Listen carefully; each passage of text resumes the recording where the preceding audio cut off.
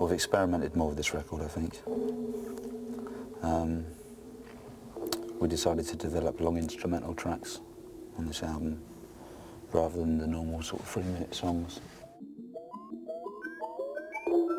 Vince was adamant that the 3 minutes worth of song that we had within the music was kept and stuck to, and I think it was a good regime to have that, because if you start wandering off too far, you lose the song. So making sure we had those bits, we could do other things in between. Once we got the sort of basic music for the song part of the song, then we just left huge gaps in between, like say, you know, for the mid-late sections or for the end or for the introductions. Or middle 164. Yeah, or whatever. I mean, on the record they cut down a lot, you know, a lot of there were even longer spaces. Then we edited it till it sounded good all the way through. There's another album's worth with all the edits. I think the idea of having one person to produce is a bit of a monumental task for them, especially with all the hours. We thought it'd be best to divide it in two and have one person for the music and one for the vocals. Well, Andy has worked with Gareth Jones before on the Wild album, so you know, they know each other well, so they know how each other work. And I chose to work with a guy called Thomas Fellman and make record after record. It's always a temptation to kind of use the sounds that you know work. And working with Thomas was good because he's worked on a lot of ambient sort of stuff. You know, he's worked with the Orb, a lot of tracks that are more than 3 minutes long. And I was really worried when we came up with the idea of making the tracks longer that I would get bored after 3 minutes, you know, or not really know where to put the parts, or, you know, where the track starts losing interest, and he was really good at that. I mean, we never have a sort of concept, particularly for the album, for any album, you know, we just write the songs. And this time we wrote more than we needed, which is the first for us, and then, you know, so we could ditch a couple that we didn't like, which was good. I mean, we didn't, when we write like 3-minute songs, it's not like we write them to be 3 minutes, it's just the way they turn out. That's what comes to us naturally. We just thought we'd stretch them a bit more and make them more kind of cinematic, more. One of the ideas as well was to not rely so much on remixes and their extended versions, so we thought we'd make our own extended versions before anybody else. It doesn't mean that we're going to turn into an ambient band or anything. And I think with Erasure, we always do the opposite to what people expect of us. Well, we weren't aiming to make it different from other records. You know, there's really no game plan. It's the way things turn out. I think it's funny when people say, "Oh yeah, it's really good. It doesn't sound like Erasure." I recorded at home this time, and Andy did the singing this time in London. We both take so long at doing each part that there's not possibly enough time for both of us to be in the studio at once. And I wanted to get the feeling that I was singing in my front room, because I think that's kind of the most honest time when I sing. And so we set it up in a small room, just with some mics, and tried to make myself feel as comfortable as possible. When we write the songs, which is on guitar or piano, we have the melodies already sorted, and I always write some rough words, and it's very difficult to escape those words sometimes. And then when the music comes back,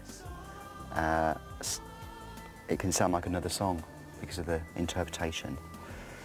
And that's really inspiring for the words. I mean, I don't think it's a problem having words that are in a different mood to the music at all. I think that's quite interesting. If we were to tour, it would be a good idea just to tour only this album and nothing else.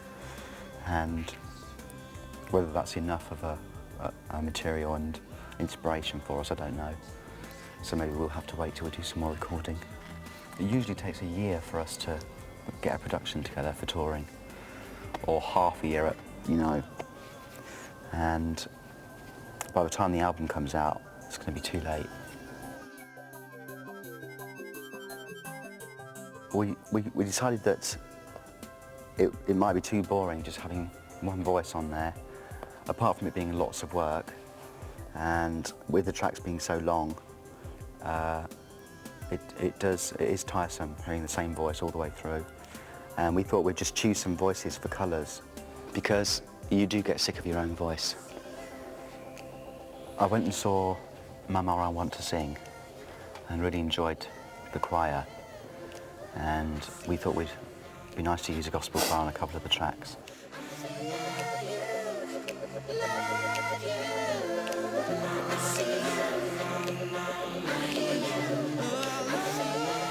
On Grace, we used a friend of ours, Ruby James.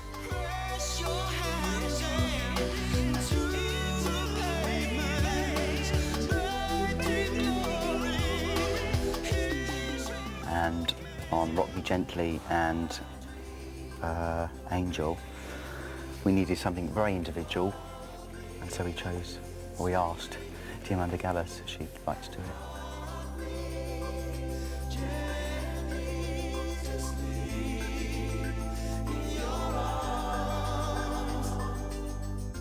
Well, Diamanda was left entirely on her own. She recorded the vocals in New York, and Gareth and I were there with Ruby, and we said to her, just ad-lib, and she was very happy to do that, because usually when you're doing sessions, you have to be very rigid. I think the best bit is actually managing to get it finished, and afterwards your friends hearing it, people that are very close to Erasure, and it seems to be the only time when I see my family is when we've done a new record. I'm going to get my mum a copy and stuff. She says it's very nice, usually. She said it doesn't sound like us, so, which means it sounds different.